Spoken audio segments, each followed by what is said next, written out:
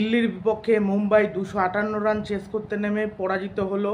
তবে একেবারে যে লড়াই করেনি তা না, লড়াই করেছে, কিন্তু আরও লড়াই ভালো করা উচিত ছিল এবং ম্যাচটা হেরেছে। আর ম্যাচটা জিততে পারলে ভালো হতো। তবে ওই যে প্রথমের দিকে সূর্যকুমার যাদব, রোহিত শর্মা, ঈশান কিষান ভালো তিনজন প্লেয়ারই আউট হয়ে যায়, এর জন্য মুম্বাই ইন্ডিয়ান্স চাপে পড়ে যায়। অন্যবার তো এরা টেনে তোলে, এইবার টেনে তুলতে পারছে না। রোহিত শর্মা ভালো খেলছিল কিন্তু আজকের ম্যাচে ভালো খেলতে পারলো না। ঈশান কিষান সেরকম কোয়ালিটির লেভেলের প্লেয়ারই না, আমার তো ভালোই লাগে না। আর সূর্যকুমার যাদব সেইভাবে ফর্মে নেই, মানে ভারতীয় প্লেয়াররাই কিন্তু বলতে গেলে সেরকমভাবে ফর্মে নেই, খেলছে কিন্তু সেইভাবে বিদেশি প্লেয়াররা যেরকম মারাত্মক খেলে দিচ্ছে এইবারের আইপিএলে সেরকমভাবে খেলতে পারছে না। এবং 200+ স্কোর এখন যেন কিচ্ছু না, মানে 250+ নর্মাল স্কোর। 250 আগে যেটা 200 করলে জেতার মতো স্কোর, এখন 250 করলেও যে জেতা যায় তা না। আগে যেমন 200 করলেও মাঝে মাঝে ম্যাচ হেরে যেত, 200 চেঞ্জ হতো কিন্তু কঠিন ছিল, লড়াই হতো। বা তারপর দিল্লি আজকে ভালো বোলিং করেছে, আর প্রতিটা বলার মার খেয়ে গেল। লিজার্ড উইলিয়ামস তো জঘন্য বল করছিল, কুলদীপের বলেও তুলে তুলে ছক্কা মারছিল। হার্দিক পান্ডিয়া বোধ আজকে 46 রান করেছে আজকে, সেরকম মোটামুটি খেলেছে। আর বোলিংয়ে তো 41 রান খেয়েছে, প্রচণ্ড মার খেয়েছে। আর তিলক বর্মা আগের ম্যাচেও ভালো খেলেছিল, আগে একটা ম্যাচে, এই ম্যাচেও ভালো খেললো। নিয়াল ওয়াদ্দেরা খেলতে পারেনি, আর শেষ দিকে বোধহয় টিম ডেভিড একটু খেলেছে, আর সেরকমভাবে কেউ খেলতে পারলো না। মুম্বাই কিন্তু ম্যাচটা হেরে গেল এবং মানে খুবই খারাপ খেলতে দেখা গেল মুম্বাইকে, মানে এরকম খারাপ দেখা যায় না মুম্বাইকে খেলতে, আজকে খারাপ দেখা গেল এবং মুম্বাই ম্যাচটা হেরে গেল। কিছু যা বলার নেই, মানে কীরকম যেন লাগলো, একটা ম্যাচটা ঠিক জমজমাটপূর্ণ হলো না, যেরকম আমি চেয়েছিলাম। তবে হাই স্কোরিং ম্যাচ হলো, আর এইটা দিল্লি ভালোই খেলেছে। এর আগের বার দিল্লি মুম্বাইকে হারিয়েছিল, দিল্লি না, মুম্বাই দিল্লিকে হারিয়েছিল, এবার তার উল্টো, এবার আবার দিল্লি মুম্বাইকে হারিয়ে দিল। আগের ম্যাচে রোমারিও শেফার্ড 10 বলে 39 রান খেলেছিল। মানে দিল্লির সঙ্গে যখন খেলতে নামছে তখন লুক উডের জায়গায় রোমারিও শেফার্ডকে খেলানো যায়, রোমারিও শেফার্ডকে খেলানো না কেন আমি এটাই বুঝলাম না। রোমারিও শেফার্ড থাকলো তাহলেই তো ভালো হতো। লুক উডের জায়গায় লুক উড এমন কি বোলার, লুক উড ফালতু, চলে না। বা নুয়ান তুষারের জায়গায় নুয়ান তুষারা এমন কোয়ালিটির বোলার না, বরঞ্চ মাথিসা প্রাথিরানা ভালো বোলার, একই ধরনের বোলার লাসিথ মালিঙ্গার মতো, কিন্তু বেবি মালিঙ্গা লাসিথ মালিঙ্গার মতো বোলার এই মাথিসা প্রাথিরানা, এবং সেই বেস্ট বল করে। আর এই বোলার অতটা চলে না। তা যাই হোক, মুম্বাই ম্যাচটা হেরে গেল, প্লে অফে যেতে পারবে না। দিল্লি হয়তো যেতে পারবে না, এরপর আবার সোমবার দিন ম্যাচ রয়েছে, ওই ম্যাচে হয়তো দিল্লি আবার হেরে যাবে, কেন আজকের ম্যাচ জিতলো। একটা রুদ্ধশ্বাস আর কি ম্যাচ হলো। মানে এইবারের আইপিএলে মানে বোলারদের মান ইজ্জত বলে কিছু নেই। বলে বলে 4-6 হচ্ছে, বলে বলে 4-6, তার মধ্যে কোয়ালিটি বোলার একটু ভালো বল করে দিয়েছে, চালের মতো বোলার মার খেয়ে যাচ্ছে। জাসপ্রীত বুমরা ভালো বল করছে, কিন্তু এই সব কিছু সন্দীপ শর্মা ভালো বল করছে, এটা দেখেই কেমন লাগছে। এই জন্য যে অন্যান্য যারা মানে কমেন্টেটর হোক বা যারা আর কি ক্রিকেট বিশেষজ্ঞ হোক, সবাই টি20 ওয়ার্ল্ড কাপের দল ঘোষণা করছে, সেখানে কেউ হার্দিক পান্ডিয়াকে রাখছে, কেউ রাখছে না, আবার কেউ নতুন নতুন বোলারদের রাখছে। আর আর্শদীপ সিংও সেই, মানে টি20 ওয়ার্ল্ড কাপে বলটা করবে কে সেটা ভেবেই ভয় লাগছে। এখন যেসব ম্যাচ হচ্ছে আইপিএলে, মানে বোলারদের আর কোনো মানে জায়গায় নেই, যে উইকেট পাওয়ার বা ভালো বোলিং করার কোনো জায়গায় নেই। ইকোনমি থাকবে 10-এর উপরে, উইকেট যদি পেলো, না হলে পেলো না। মানে যতই কোয়ালিটি বোলার হোক না কেন, 10-9 ইকোনমি থাকবেই, 9-এর দিয়েও 10, 11-12 এরকম ইকোনমি থাকবেই। মানে কি অবস্থা, মানে 250 নর্মাল স্কোর হয়ে গেছে এবারের আইপিএলে। মানে আগে 250+ স্কোর, 200+ স্কোর হলে জেতা যেত আরামসে। 200+ হতো না যে তা না, 212, 14, 215 হলে জেতা যেত, কিন্তু এখন 250, 260 হয়েও ম্যাচ হারতে হয়। কলকাতা যেমন এর আগের ম্যাচ হেরেছিল, মানে গতকালকে।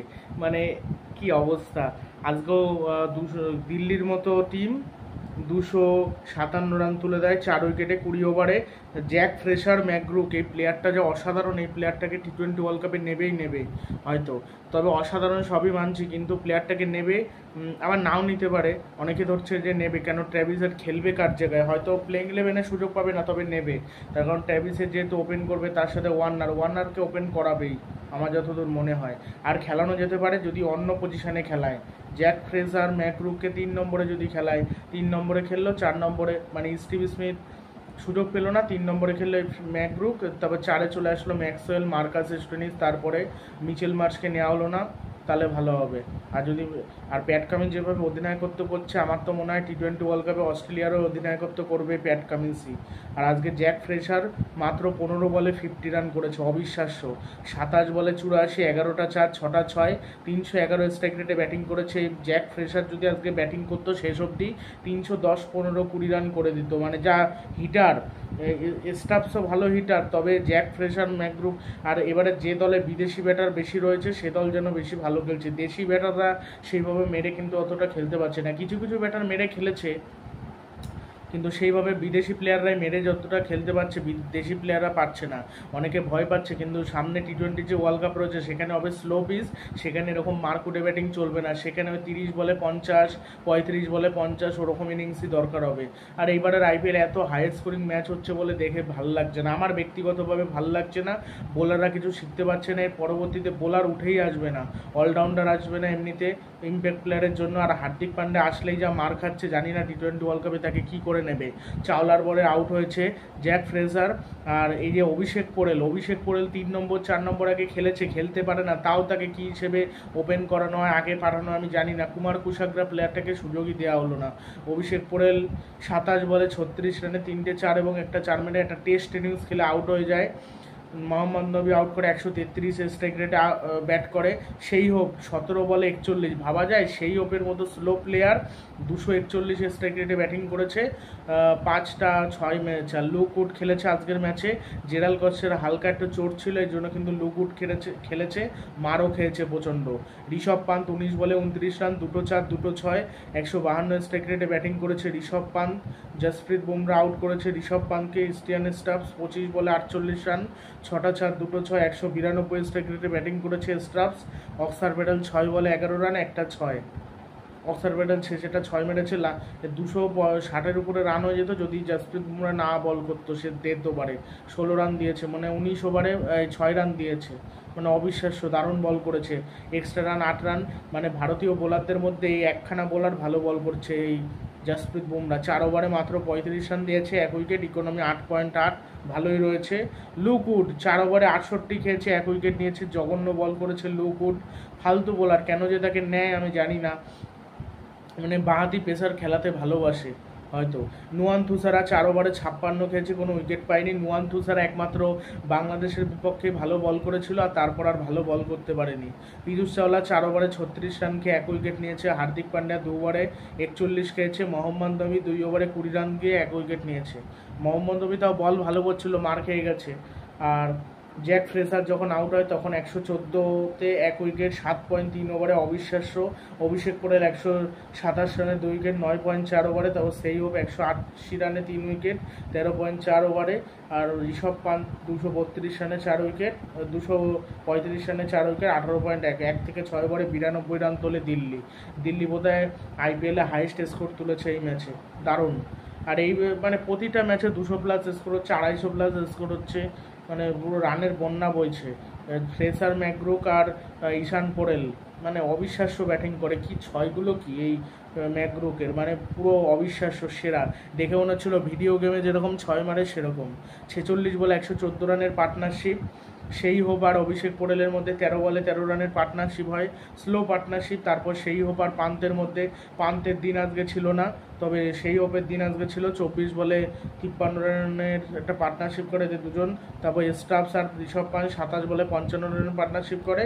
আর স্টাফস আর অক্সার প্যাটেল 11 বলে 22 রান করে। আর এত রান হতোই না যদি আর কি মান না খেত। লুক উড একটু লাস্ট দিকে মার খেয়ে গেল, ওই জন্যই সমস্যা হলো। হাইস্ট টোটাল করেছে দিল্লি আইপিএলে 257 রান 4 উইকেটে মুম্বাইয়ের বিপক্ষে। দিল্লি 2024-এ। আর 231 রান 4 উইকেটে পাঞ্জাবের বিরুদ্ধে দিল্লি 2011-তে।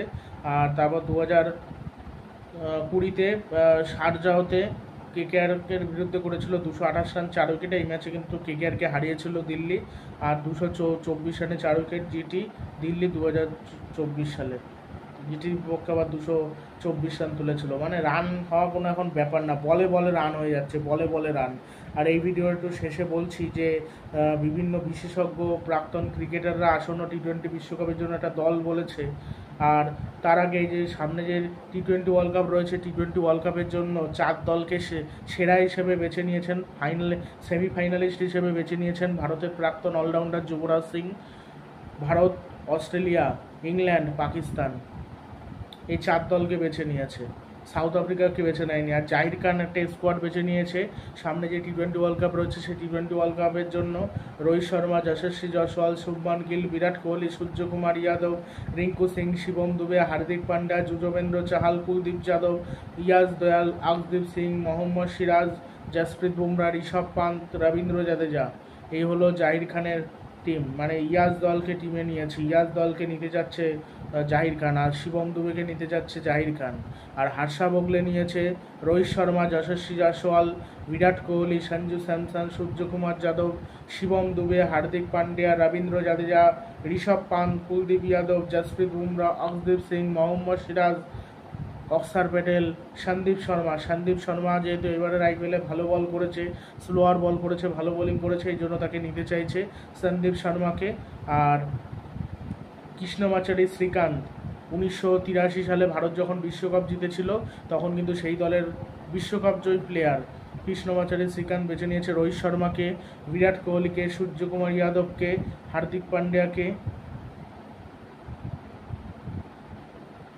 শিবম দুবেকে, আর কেএল রাহুলকে, জাদেজাকে, কুলদীপ যাদবকে, আভেশ খানকে, আকদীপ সিংকে, টি নটরাজন, ঋষভ পান্ত और সঞ্জু স্যামসন, আর অক্ষর প্যাটেল, রিঙ্কু সিং, জসপ্রীত বুমরা। কার স্কোয়াড ভালো লাগলো সেটা কমেন্ট বক্সে জানিও, এবং ভিডিওটি ভালো লাগলে ভিডিওটি শেয়ার করে দিও, এবং কেমন স্কোয়াড হলে আসন্ন টি-20 ওয়ার্ল্ড কাপে ভালো হতে পারে সেটা অবশ্যই কমেন্ট বক্সে জানিও। টি-20 বিশ্বকাপের যে স্কোয়াড নিয়ে এটার আলাদা ভিডিও বানালাম না, এই আইপিএলের ভিডিওর সাথে দিয়ে দিলাম। এরপরে যখন টিম ঘোষণা করা হবে সেই টিম নিয়ে আবার আলাদা করে দেওয়ার চেষ্টা করব ভিডিওটি। মানে এবারের আইপিএলে বলে 4-6 বলে মানে 25 রান 30 রান এখনকার ওভারে কোনো ব্যাপার না। মানে বোলাররাও মার খাচ্ছে, বোলাররাও যে ইয়র্কার করে, জসপ্রীত বুমরা যেমন মারটা কম খাচ্ছে, কোয়ালিটি বোলার মারটা কম খাচ্ছে। এবার আকদীপ সিংও যেভাবে মার খাচ্ছে, হয়তো এর বিচারে অনেকে বলবে যে টি-20 বিশ্বকাপে ভালো বল করতে পারবে নাকি। আমার মনে হয় না আইপিএলের মতো পিচ হবে বলে, আর সেখানে ইম্প্যাক্ট প্লেয়ার নেই, সেখানে দায়িত্ব নিয়ে খেলবে, সেখানে অতটা মেরে খেলতে পারবে না। তবে বিদেশিরা একটু মেরে খেলে। তবে ভারতের আমি মনে করি ব্যাটিংয়ের থেকে বোলিংটা বেশি জরুরি। বোলিং একবারও ভালো হয় না। টি-20 ওয়ার্ল্ড কাপ 2022-এ খারাপ, 21-এ খারাপ হয়েছিল। যখন ভালো করার দরকার নেই তখন ভালো করে, আর যখন ভালো খেলার দরকার তখন ভালো খেলতে পারে না। 2016-তে সেরকম টি-20 ওয়ার্ল্ড কাপে ভালো বল করতে পারেনি। সেমিফাইনাল ম্যাচে শুধু নো বল করে গেছে, যখন উইকেট নেওয়ার দরকার উইকেট নিতে পারেনি, খুবই খারাপ খেলেছে। এবার ভালো বলটা করতে হবে, তাহলে ভালো হবে। রবিচন্দ্রন অশ্বিনের মতো প্লেয়ার আর কি উইকেট পাচ্ছে না, ভাবতেই কেমন লাগছে। একটা উইকেট পেয়েছে এবারের আইপিএলে এখনো পর্যন্ত, 8টা না 9টা ম্যাচ খেলে।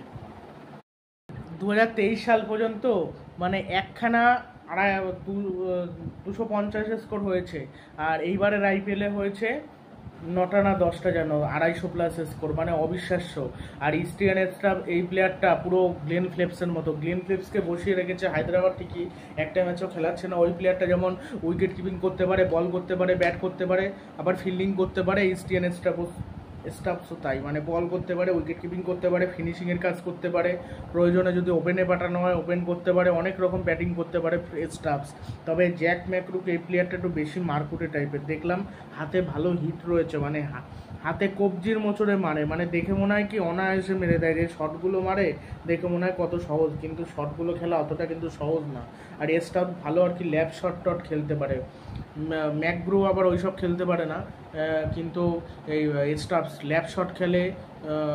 তারপর আপার কাটক মনে একটা খেলেছিল, অনেক ধরনের শট খেলে।